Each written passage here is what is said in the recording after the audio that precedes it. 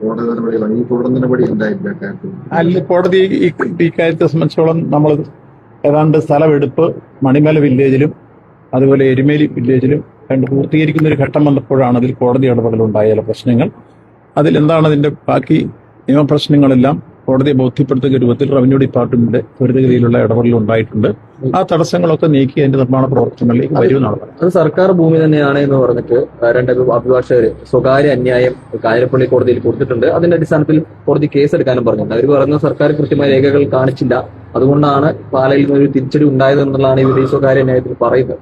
അത് സംബന്ധിച്ച് ഇപ്പുറത്തെ കോടതിയിൽ ഗവൺമെന്റിന്റെ ഭാഗത്തുനിന്ന് കൊടുക്കേണ്ട രേഖകളെല്ലാം ഇപ്പൊ ഹാജരാക്കിയിട്ടുണ്ട്.